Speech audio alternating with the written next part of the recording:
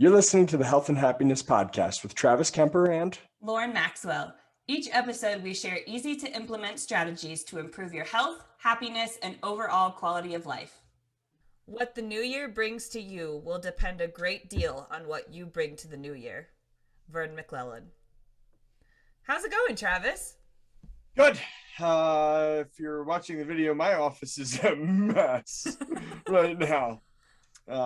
Mentioned before, we're redoing our bedroom because of the basement being on hold, waiting for inspections and stuff. So yeah, that's my bed. And we're putting in floors. We already painted and everything. Thanks for being patient with me this evening, Lauren.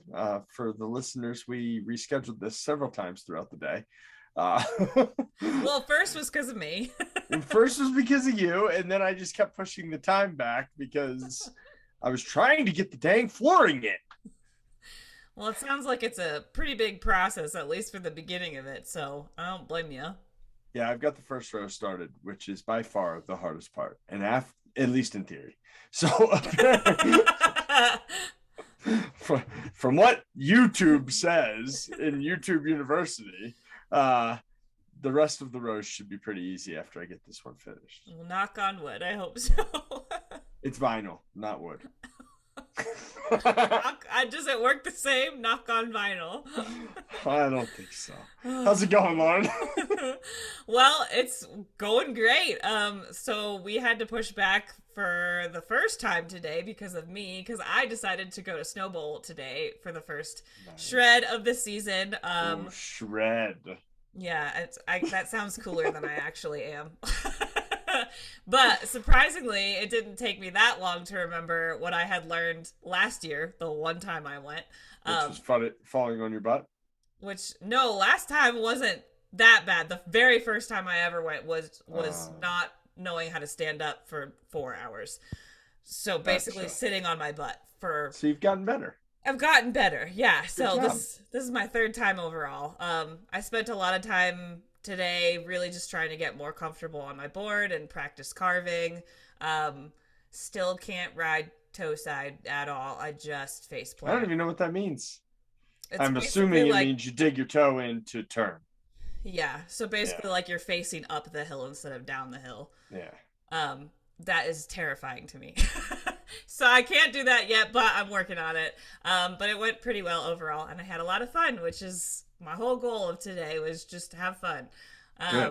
Yeah, and I am officially on winter break. My schools are out for the next 2 weeks, which is super exciting. I got through progress report season, so life is good right now.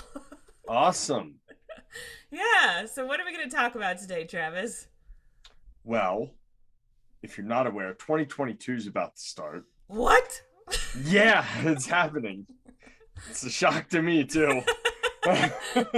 If you've been a long time listener, you may remember that our first episode was about New Year's resolutions. Well, we're going to do it again, whether you like it or not. This year, we're going to look at any new research, any new stuff that may have come out in the last year or so, and talk about our goals from last year that we may or may not have made progress on and why. So kind of troubleshooting for us, which, we'll definitely let you know that we're human and fallible. And yeah, not if perfect. For some reason you thought we were perfect. Yeah, definitely not. I know Travis is practically perfect, but I have never even claimed to be that close. Practically perfect in every way. Me and Mary. So, we're going to review some of the super and subordinate goals. We talked about these on our very first episode. There was a 2019 study that looked at whether a combination of both superordinate and subordinate goals helped people keep their resolutions. So just in case you don't remember from our first episode, let's review what superordinate and subordinate goals, are. Because I feel like you can kind of tell, but also like they're big fancy words. So what are superordinate goals? This is basically your big goal that is connected deeply with the why behind the goal. They are like the big picture of what you want to achieve. They're often open-ended and cannot be achieved in a single step. They tend to increase motivation and are important for long-term commitment to your goals. So basically, this is like I want to be healthier, or like something like that, something big and open-ended. That's like really deeply rooted in like why. And then subordinate goals are the smaller, more concrete action steps. These are important for short-term adherence to your goal. Essentially, this is your big goal, like I want to be healthier this year, broken down into how you can achieve it. So breaking it into those smaller steps of like, I'm gonna come home every day from work and go on a walk for 30 minutes, or I'm going to weightlift 4 times a week, or yada yada yada. It's those small steps that you can take. So anyway, for this study, participants were split into one of 4 conditions. One where there was a superordinate focus only. So these participants were asked 3 reasons why they wanted to achieve their New Year's resolution. There was a subordinate focus only, which these participants were asked to list 3 steps describing how they want to pursue their resolution. The third condition was a combination of super and subordinate focus. And then these participants came up with 3 reasons why and 3 steps how. And then the fourth group was the control. So they didn't have any other focus other than they set a resolution.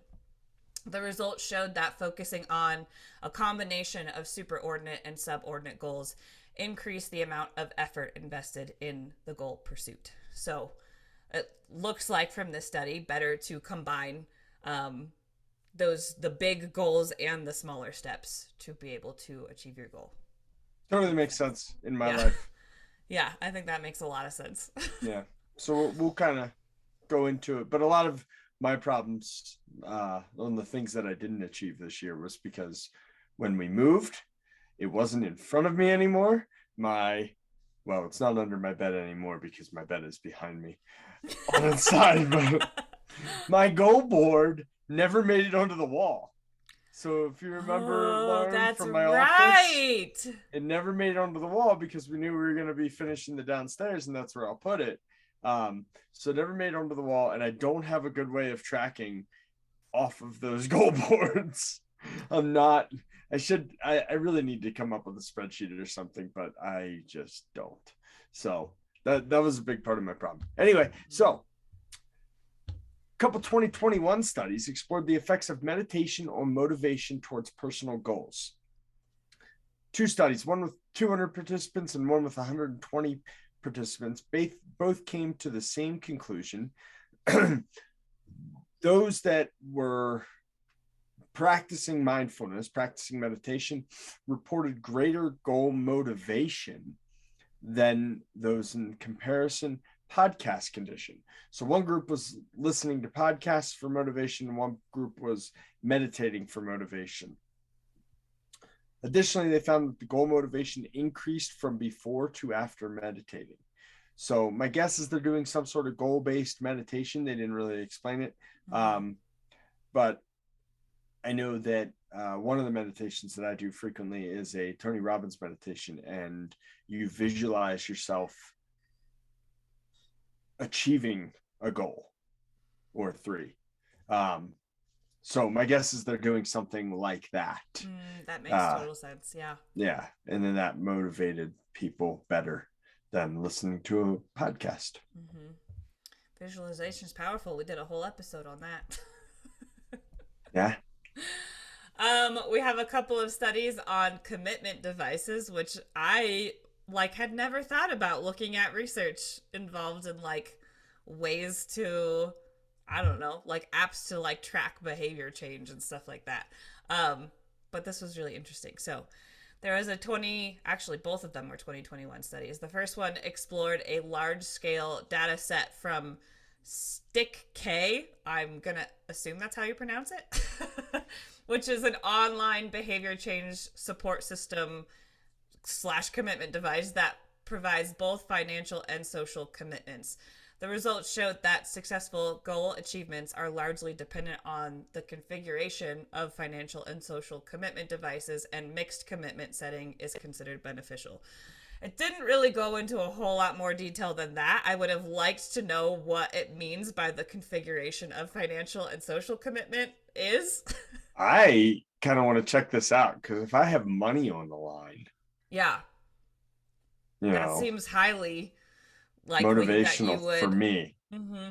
My dad used to do a lot of I can't remember what website he used, but he actually tried to get me involved once as to be like an accountability buddy. But basically it was like you put money on whether or not you're gonna like achieve this goal. And so like when you do it, I can't remember what happened if I actually followed through with the goal, but I remember if I did it, I lost money, which I didn't want to do. So obviously I like followed through with the goal, and I think my dad did too. But I feel like the person that's in a worse financial position is going to win that most of the time. Yeah, definitely. Yeah, it definitely was a huge incentive thing for when we did it. But like I also was like, man, this is a lot of pressure that it didn't necessarily motivate me to do it again. I was like pushed into it by my dad, and I think he finds that really helpful, but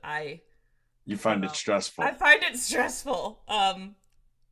That's just me though. It also wasn't like the goal I think that we had wasn't really something like I cared too much about. So at the same time, I was like, oh no, that's a horrible idea. Exactly. So like, I think it would be more beneficial if I like cared about it. Yeah, if you're going to do something like this, it should probably be a pretty meaningful thing to you. For sure. Yeah. And it just wasn't. I was just trying to support my dad. And then I was like, this sucks. Anyway. Nice. So another 2021 study looked at the effectiveness of commitment devices on goals. In the first experiment, researchers found that setting a specific goal improved sustained attention, but produced no effect on task engagement, which like higher motivation and having fewer task unrelated thoughts. In the second experiment, they split the performance time into blocks and provided feedback at the end of each. So the feedback here is kind of the thing that's like the commitment device, I guess, is giving feedback. So the data offered convincing evidence that combining a specific goal with feedback improved attention and motivation. And even on its own, feedback was an impressive regulator of task unrelated thoughts. So basically, they concluded here that for individuals to sustain their attention on a task over a long period of time, aka like a New Year's resolution for an entire year, goal setting is effective, but receiving feedback produces a much stronger effect. That makes sense. Mm-hmm. So this next one's just an article that we found really interesting, but basically they looked at some studies. They took some information from studies, and they were saying that, you know, generally you're supposed to set specific goals, SMART goals, specific, measurable, achievable, realistic, and time bound. Like aiming at 10,000 steps per day would be a common example. This advice is typically based on goal setting theory that's from the 1990s. However, that theory is now evolved, with research now suggesting specific goals in some cases may actually put us off. One problem is specific goals are all or nothing. So you either succeed or you fail. There is no in between. If your goal is 10,000 and you get 9,800, you failed for the day. This can kind of make you feel bad. And then people don't continue with the action step of doing it, and they just say, screw it, I'm never going to get this every day. So they're saying an alternative to this is to set an open goal, which is non-specific and exploratory, often phrased as aiming to see how well I can do. Rather than comparing against where you should be, you're constantly building on your starting point. That makes the process much more positive, and the more positive we feel during exercise, the more we will want to do it again and again. Yeah, that makes sense to me. There's a 2019 article that kind of goes a little bit more into detail about why and when those kind of open goals are appropriate. So basically, this article was aiming to review and update that application of the goal setting theory that was made in 1990. Current practice relies on setting, like Travis said, those specific performance goals as a means of increasing physical activity. This is specific to physical activity, this article was talking about. However, since 1990, this theory has evolved to differentiate between performance and learning goals. Both goal types are context dependent, and it is now recognized that in some cases, performance goals, those like SMART goals, can be even detrimental to the achievement of desired outcomes. So like Travis was saying, they can make you just feel like you failed, and then that can be like the opposite of motivating, I guess. Performance goals focus on the achievement of specific tasks, and learning goals, in contrast, are defined as a desired number of strategies, processes, or procedures to be developed in order to master a task. So really, it's just the process of learning, and it's that like, see how well I can do kind of a thing. According to goal setting theory, a performance goal should only be set in very specific instances, including when the individual has the necessary knowledge, ability, commitment, feedback, and resources to achieve the goal. So this often aligns more with those who are already active, not necessarily people who are beginning to try to incorporate more health and fitness into their routine. The big takeaway from this article is the stage of where you are in becoming physically active needs to be considered when determining the optimal type of goal that should be set. So learning goals can be very beneficial in the early stages of learning new complex tasks, like when you're starting to become active, and performance goals will gradually become more appropriate as skills, knowledge, ability, and commitment increase. By initially concentrating on learning goals, you start to attend to important behaviors that facilitate your skill acquisition, and you obtain feedback on your progress at a critical developmental stage. And basically all of that facilitates learning. So I think that makes total sense.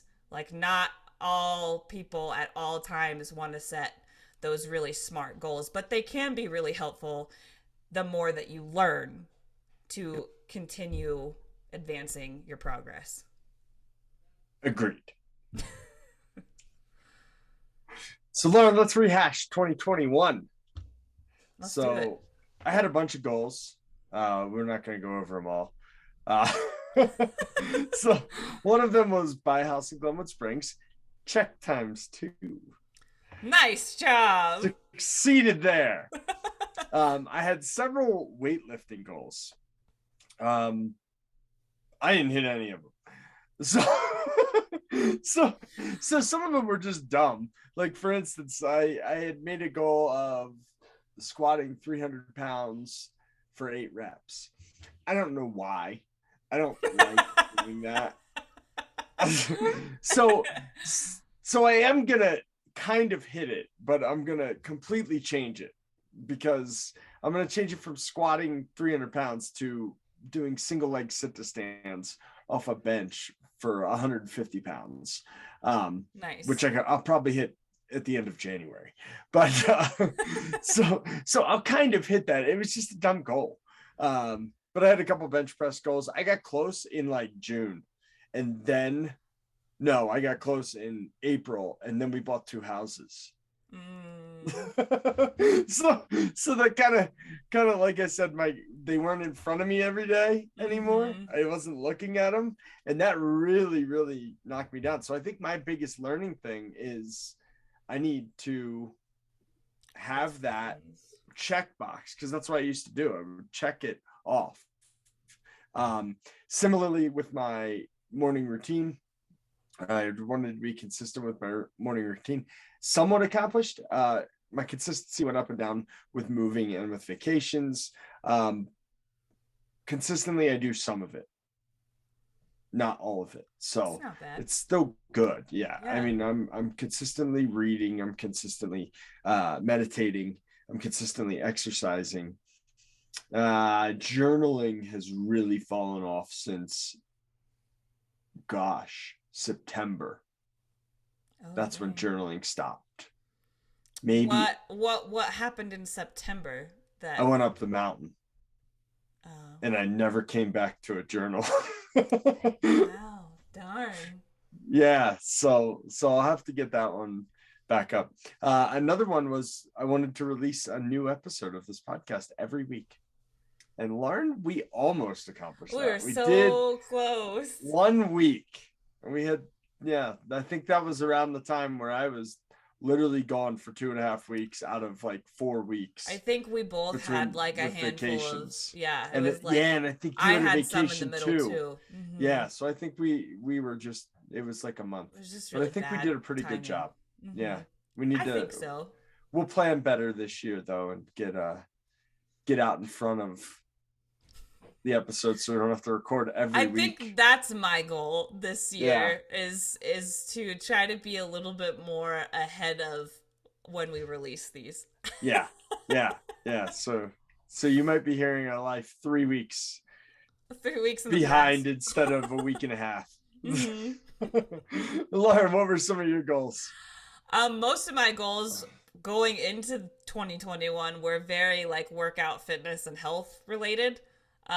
Which were going great until Nolan started his new job in April and switched to night shift. And then my priorities totally changed because I wasn't sleeping for like 2 months or 3 months or something. And I didn't give any craps about my previous goals at that point. So my total reshift became all of my goals were surrounding sleep.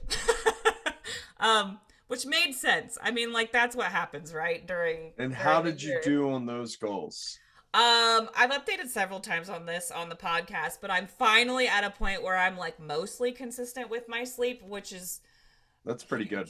I mean, there's definitely, I think, like, places that I can improve, and this will be a goal that I, like, take with me into the new year for sure, because sleep is so freaking important. But, if you would have asked me if I thought I would be sleeping consistently in December, way back in March, I would have been like, if Nolan doesn't quit his job, probably not. Like, I was at that point where I was like, I don't know if I'm ever going to sleep. Since March? April, yeah. April, wow. Sorry, I said March, April. I didn't realize it was that long. It's been a while. Actually, he was told pretty recently that by the end of this March, he will probably be able to switch to a different shift. So it'll be nearly a year where he's been on a night shift. And then you're going to have to like kick him because he's going to be ruining your nighttime routine. I know, that's the funny part is I'm going to have to completely redo my nighttime routine because there will be another person in it. Yeah. I think it'll be easier still, but still will have to be a change. But anyway, I didn't meet any of my other goals, but I did pretty much get the sleep goal. Awesome. Well, what's one thing you're committing to this year? I think the thing that I'm like, well, I already said one of them was I'm going to try to get ahead of these podcasts so that we're not filming the week of when we're releasing. But I think the biggest one I'm taking with me from that sleep or my sleep goal from the last year is be consistent and do at least 4 times a week of my Flowly virtual reality meditation app. Because not only does that help with my sleep, but I mean, we have a whole episode on meditation and we talk about it every week and how beneficial that is for your health. So I think that's a really good goal for me to focus on this year. Did you get a tracker yet? No. Lauren, you're driving me nuts. I want to see. That'll be my goal. Get a tracker. There you go. By the end of January, get a tracker. All right. I'm going to send you one. Travis, what are your goals, or one of your goals for this? I'm going to have several, but I have to sit down and think about them. Me too. Including finish the basement and obviously finish the upstairs and get my bed back into my bedroom. But stretching 2 to 3 times a week. Nice. For at least 15 minutes. That's going to be a big one for me because nice. My body feels better when I stretch, and I am very tight right now. Even my body feels better when I do at least 1 day of mobility a week. Interesting. I've been trying to be better about that too. I guess your body's just, yeah. Sorry, I didn't mean to interrupt you. Fine. I was just saying it should probably be one of my goals too. I've been doing it pretty consistently for the last couple months, 1 day a week. Nice. And it's nice. I didn't. I guess it's just you're way more flexible than most people, but that doesn't mean that your body doesn't like to stretch, and kind of maximize the movement that you have. Yeah, and I think for me, the biggest thing I realized this last couple months is I don't necessarily need to spend time stretching, but I need to spend time moving within my available range. And that makes me feel really good. Especially for my spine, it feels so good.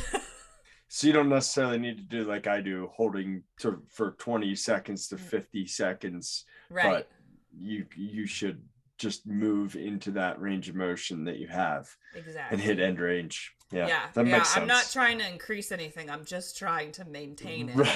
Right. I don't need to bend more than I do right now. You're very bendy. Very bendy. Well, Lauren, this was fun. I guess we should have a challenge oh yeah. Make at least one goal and write your superordinate and your subordinate goals and then your daily action steps. Oh, I love that. So it's time consuming. So we'll only do one. Yeah, the challenge can be one. And then see how that goes. And then you might end up wanting to make more goals because you're going to hit it very quickly, most likely. Yeah, which would be great. And if you want to update us on your progress, we would love to hear it. Yes. This was fun. Great job today. You too, Travis. Bye, everybody. Bye. Thank you for taking the time out of your busy day to listen to this episode of the Health and Happiness Podcast. We hope you enjoyed the episode and are getting benefits from our content. If your life is improving in part due to the information in this podcast, we would greatly appreciate you sharing the episode with your family and friends on social media and leaving us a review so we can continue to reach more people and improve the health and happiness of the community at large. Thanks again, and we will see you next week for another episode of the Health and Happiness Podcast.